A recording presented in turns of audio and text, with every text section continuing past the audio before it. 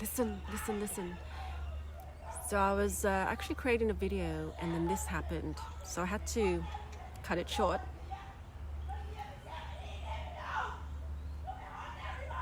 I don't understand the language, but there's been a lot of screaming going on from some neighbours. They've been at each other from yesterday, screaming at the top of their lungs. Oh my God, so much aggression, so much frustration, so much anger from both sides. So,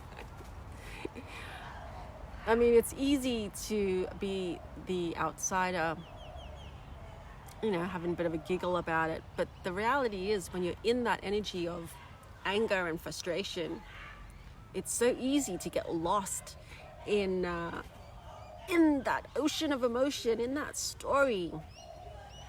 So this can be the background of this video, the birds and the screaming neighbors.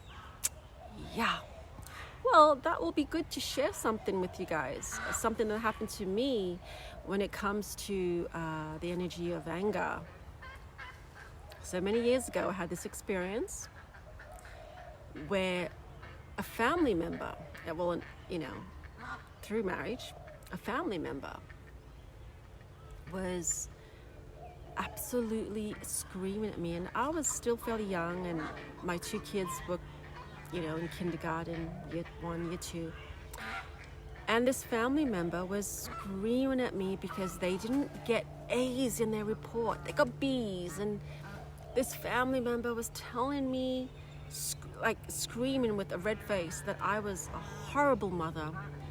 And if I was a good mother, they'd be getting A's. Oh my God, what's going on? There's some banging going on. I think the woman's banging the gate or something. Apparently this is a constant weekly thing, but I don't know. I don't stay here. Anyway, so back to the family member who was screaming at me with the red face and telling me I was a horrible mother because, my kids' marks were not as it should be. La-di-da-di-da. And they were saying some horrible things. And I sat there, and I'm not gonna lie, there was a part of me that wanted to scream back and shout back and defend myself, but I was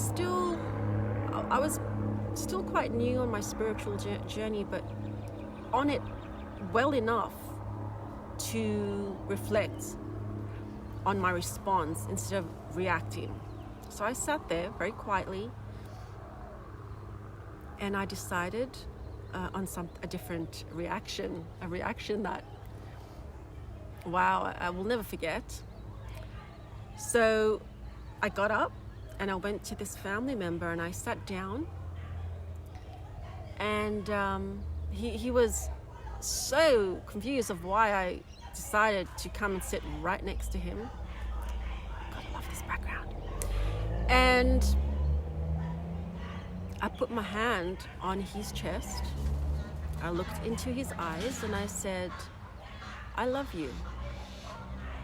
And I proceeded to say that he was a good family member, and he was a good family member to my children and so forth.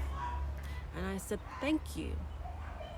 And I said, but I love you enough to just to say that, you don't need to scream and shout what you need to say, because this is not good for you. I said, but I appreciate you and I love you, so thank you. And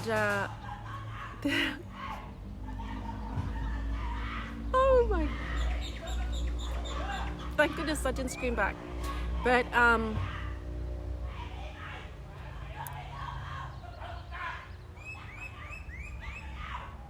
wow, I wonder if I should try and interrupt this fight. I mean, apparently it's a natural thing with these guys to fight this much, but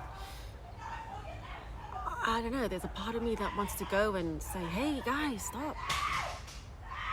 Oh, should I do something? Should I do something? Let me just take a peep. Hold on, guys. Wait. I'm on the trampoline, so let me see if I can see anything. Okay. Okay, so there's no domestic violence. No one's hitting each other. But there's just a lot of screaming. So I don't know what the man has done, but the woman is going nuts. Okay, someone's coming out to calm them down, so maybe I don't need to go and interrupt this. Yeah, okay, so as I was saying, back to my story. So yes, I sat down next to this family member, put my hand on his chest and said, I love you. And this is what happened next, guys. This family member started to shake. Like, he was like shaking like this. I've never seen a grown man shake. And he was trembling. He was literally trembling. And he looked at me and he said, yeah, I love you too. You don't understand. I love you. And then he grabbed his cigarettes and he ran out the door and he stood there shaking and smoking like this. He was like literally doing that, like a drug. And I watched him outside and I continued just to pour love and compassion towards him as he was outside trembling. But I've never literally seen a man tremble. Now what happened there was he was fire, and I could have easily chosen to be fire in that instance. So it's fire and fire, which just amplifies the fire, right? But instead I chose to be water, and in doing so I was able to put that fire out. And I put that fire out so much that every single time that I went back to that house, he was always so lovely, you know, always up making me tea, coffee, dishing me food. He was just extra nice after that. And I've used that a lot of times in my life where I've been in a situation where someone has been really angry and screaming towards not even me, could be towards someone else, and but me being part of that dynamic or family, I would approach it, not try and stop it, but I would do something, whether it's like just entering that situation and just putting my hands out and just radiating unconditional love and peace, and the person screaming at whoever they're screaming to would see me just coming in like this, sending love to the situation, and they would stop in their tracks and look at me and just burst out laughing, as in, what are you doing? I'm just sending love. And they would try to be angry again, you know, to ignore me and try to continue with their anger, but they couldn't, because there'd be a part of them that would be feeling you know, like they wanted to laugh, so that energy was disrupted. So for me personally, I find that this is the best way to handle a situation where there's a lot of fire and there's a lot of anger and there's a lot of screaming, to go in as water, to go in as love.